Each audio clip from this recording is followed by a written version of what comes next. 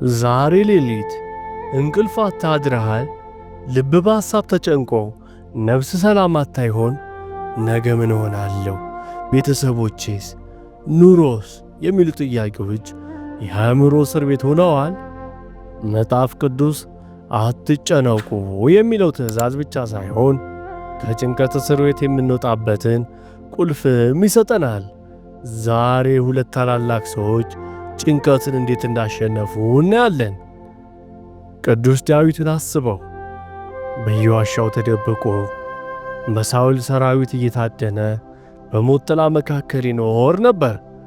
አንድ ቀን ከጦርነት ሲመለስ ቤቱ ተቃጥሎ ሚስትና ልጆቹ ተማርከው አገኘ። አብረውት የነበሩት ወታደሮች እንኳን ሊወግሩት አሰቡ። ቅዱስ ዳዊት ከዚህ በላይ ምን ሊጨነቅ ይችላል?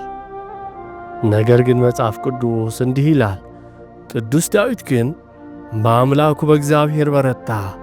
ዳዊት ያደረገው ነገር ቢኖር ለነፍሱ መናገር ነበር። በመዝሙሩ ላይ እንዲህ ይላል፣ ነፍሴ ሆይ ለምን ታዝኛለሽ? ለምን ትታወኪያለሽ? ተስፋሽን በእግዚአብሔር ላይ አድርጊ። ቅዱስ ዳዊት ያስተማረን ትልቁ ምስጢር ይህ ነው። ጭንቀትህ ወሬ እንዳይሆን ጸሎት አድርገው። በችግር ላይ ከማተኮር ችግሩን ሊፈታ በሚችለው አምላክ ላይ አተኩር። ቅዱስ ዳዊት በታላቅ ጭንቀት ውስጥ ሆኖ የጻፈውን መዝሙረ ዳዊት ምዕራፍ 23ን እናስብ። በሞት ጥላ መካከል እንኳን ብሄድ ክፉን አልፈራም፣ አንተ ከኔ ጋር ነህና ይላል። ዛሬ አንተ ያለህበትን ሁኔታ ምናልባት ጨለማ ሊመስል ይችላል። የገንዘብ እጦት፣ የጤና መታወክ ወይም የቤተሰብ መበተን የሞት ጥላ ሆኖብህ ይሆናል። ነገር ግን ልብ በል፣ ጥቅሱ የሚለው በሞት ጥላ መካከል እቆማለሁ ሳይሆን እሄዳለሁ ነው። ጭንቀትህ መዳረሻ አይደለም፣ መሸጋገሪያ እንጂ። እግዚአብሔር በዚህ ጨለማ ውስጥ ብቻህን አልተውህም። እረኛህ እግዚአብሔር ከሆነ የሚያሳጣ ነገር የለም። ጭንቀትህ የሚነግርህ ተሸነፍክ እያልህ ነው። ጌታ ግን የሚልህ በጠላቶች ፊት ማዕድን አዘጋጅልሃለሁ ነው። ዛሬ ይህን ቃል ያዝ። እግዚአብሔር ካንተ ጋር ካለ የከበበህ ማዕበል ሊያሰጥም አይችልም። ድምፅህን ከፍ አድርገህ እንደ ቅዱስ ዳዊት እንዲህ በል፣ ቸርነትና ምሕረትህ በሕይወቴ ዘመን ሁሉ ይከተሉኛል፣ በእግዚአብሔር ቤት ለዘላለም እኖራለሁ። ነቢዩ ኤልያስ ደግሞ ሌላ ታሪክ አለው። እሳት ከሰማይ ያወረደ ታላቅ ነቢይ ነበር። ነገር ግን አንዲት ሴት እገላለሁ ስትለው ተስፋ ቆረጠ፣ ወደ በረሃም ሸሸ። ይበቃኛል ጌታ ሆይ ነፍሴን ግደላት ብሎ እስኪጸልይ ድረስ ጭንቀቱ በረታበት። ታላቁ ነቢይ ኤልያስ እንኳን ለሞት የሚያደርስ ጭንቀት ውስጥ ገባ። እግዚአብሔር ግን ምን አደረገ? አልገሰጠውም፣ አልተቆጣውም።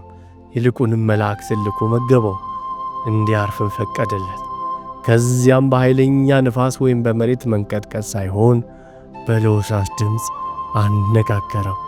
ነቢዩ ኤልያስ ያስተማረ። አንዳንድ ጊዜ ጭንቀታችን ከሰውነት ድካም ወይም ብቻችንን እንደሆነ ስለሚሰማ ሊሆን ይችላል። ጌታ ዛሬም ላንተ እንዲህ ይላል፣ ብቻህን አይደለም፣ ገና ካንተ ጋር የምሠራው ሥራ አለኝ። አርፈ ጌታን ድምፅ ስማ። አሁን ደግሞ ወደ ማቴዎስ ምዕራፍ 6 እንሄድ። ጌታችን ኢየሱስ ክርስቶስ ስለ ጭንቀት ሲያስተምር እንዲህ አለ፣ ስለ ነፍሳችሁ በምትበሉትና በምትጠጡት ወይም ስለ ሰውነታችሁ በምትለብሱት አትጨነቁ። ከዚያም አንድ ድንቅ ምሳሌ ሰጠን። የሰማይ ወፎችን ተመልከቱ፣ አይዘሩም፣ አያጭዱም፣ በጎተራም አይከቱም፣ የሰማይ አባታችሁም ይመገባቸዋል። እናንተ ከእነርሱ እጅግ አትበልጡምን? አስቡ እስኪ። እነዚህ ወፎች ነገ ምን እንበላለን ብለው ተጨንቀው አያውቁም። የሜዳ አበቦች ሳይለፉና ሳይፈትሉ ሰለሞን እንኳን ያለበሰውን ውበት ይለብሳሉ። ታዲያ አንተም በመልኩና በአምሳሉ የፈጠረህ አምላክ እንዴት ይረሳሃል? ጭንቀትህ እግዚአብሔርን አይችልም ወይም አይሰማኝም እንደማለት ነው። ጌታ ዛሬ የሚጠይቅ ጥያቄ አለ። ከእናንተ ተጨንቆ በቁመቱ ላይ አንድ ክንድ መጨመር የሚችል ማን ነው? ጭንቀት ችግርን አይፈታውም፣ ይልቁንም ዛሬን ያጨልመዋል። ስለዚህ እንዲህ አድርግ፣ አስቀድማችሁ የእግዚአብሔር መንግሥት ጽድቁንም ፈልጉ፣ ይህም ሁሉ ይጨመርላችኋል። ዛሬ ሸክምህን አውርደህ በጌታ ፊት ስታስቀምጥ እርሱ ደግሞ በረከቱን ባንተ ላይ ያፈሳል። እንግዲህ ቅዱስ ዳዊትን ያበረታ ነቢዩ ኤልያስንም ከበረሃ ያወጣ ጌታ ዛሬም ካንተ ጋር ነው። ጭንቀት ነገን አይለውጠውም፣ የዛሬን ጉልበት ግን ይሰርቀዋል። ፊልጶስ ምዕራፍ 4 ቁጥር 6 ላይ እንደ ተጻፈው በነገር ሁሉ በጸሎትና በምልጃ ከምስጋና ጋር ልመናችሁን በእግዚአብሔር ፊት አስታውቁ እንጂ በአንዳች አትጨነቁ። እጅህን ዘርጋና ይህም በል፣ ጌታ ሆይ ሸክሜን ላንተ ሰጥቻለሁ፣ ሰላምህን ስጠኝ። ሰላም ማለት የችግር አለመኖር ሳይሆን በችግር ውስጥ የፈጣሪ መኖር ነው። ይህ መልእክት ለነፍስህ ረፍት እንደ ሰጣት አምናለሁ። ይህ ቪዲዮ ጭንቀት ውስጥ ላሉ ጓደኞች ሼር አድርገው። ለተጨማሪ መንፈሳዊ ትምህርቶች ሰብስክራይብ ማድረጋችሁን አትርሱ። እግዚአብሔር ከእናንተ ጋር ይሁን። ወስብሐት ለእግዚአብሔር።